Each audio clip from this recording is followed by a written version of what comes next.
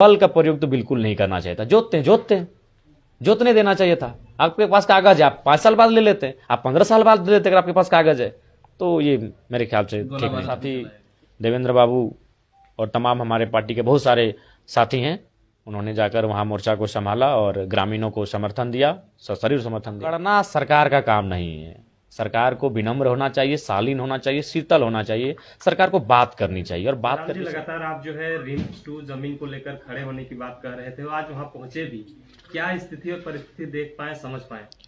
देखिए, सबसे पहला बात है कि अगर रिम्स 2 जमीन का अधिग्रहण अगर सरकार ने किसी भी कालखंड में किया है तो सरकार के पास उसका दस्तावेज होना चाहिए, ग्रामीणों की जो हस्ताक्षर होने चाहिए, या फिर अगर उस समय हम वहाँ के बुजुर्ग अगर ठेपा लगाते थे, उतने पढ़े लिखे नहीं थे, तो उनका ठेपा होना चाहिए। अगर उनके पास कोई ऐसा कागज, ऐसा कोई डॉक्यूमेंट है जिसमें ये तय हुआ है कि उस जमीन का अधिग्रहण सर्वसहमति से किया गया है, क्योंकि सर्वसहमति से अधिग्रहण होना चाहिए। अब कोई भी काम कर रहे हैं, अगर रेती जमीन पे कर रहे हैं तो अधिग्रहण की एक प्रक्रिया है, भूमि अधिग्रहण अधिनियम का एक प्रक्रिया है। तो उस प्रक्रिया के तहत अगर आप अधिग्रहण किए हैं तो आप एक वार्ता बुलाइए। भागना क्यों? सामना करना चाहिए, परिस्थितियों का सामना करना चाहिए। काहे मुख्यमंत्री भाग रहे हैं?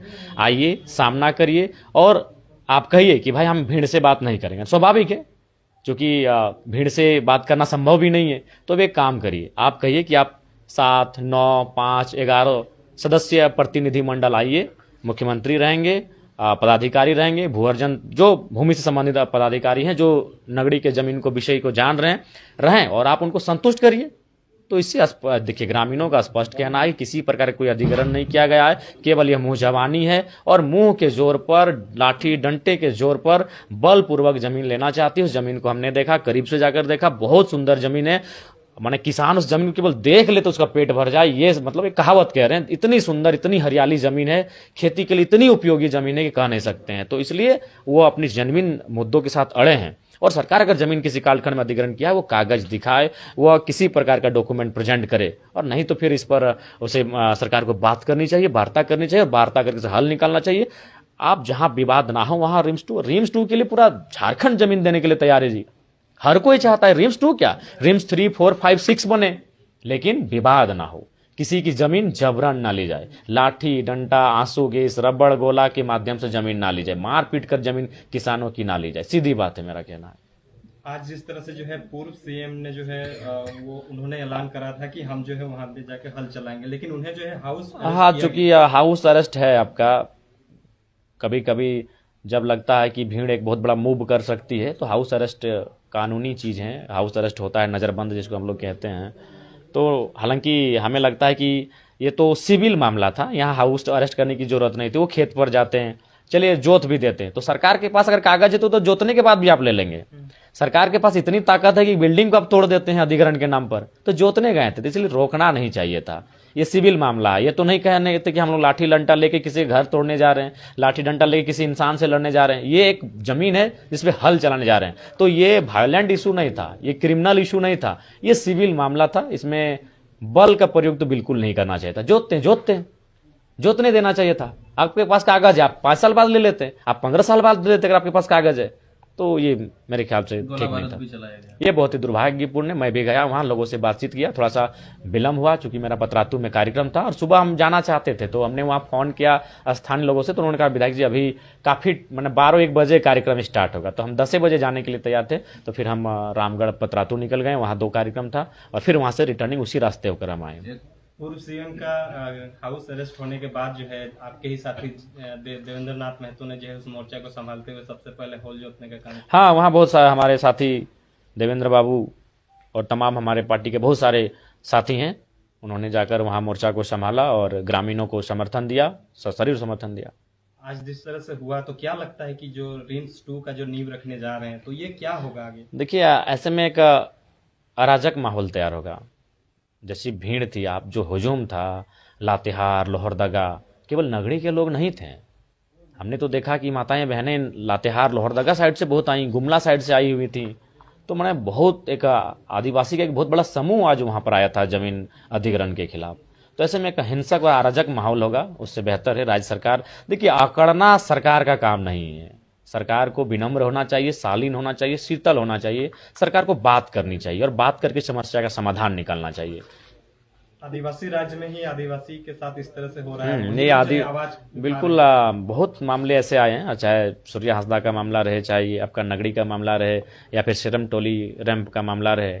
एक आदिवासी बहुल राज्य जिसमें माने प्रमुख जनसंख्या आदिवासियों की है, और उस राज्य में एक आदिवासी सीएम के रहते अगर आदिवासियों को ये दिन देखना पड़ रहा है, तो फिर हम कह सकते हैं कि भाई जंगल तो काट दिया गया, लेकिन काटने वाली कुल्हाड़ी में जो डंडा लगा था वह जंगल की लकड़ी का था। वही हाल है। कोई विधायक संसद नहीं पहुंचे, खाली आप पहुंचे थे।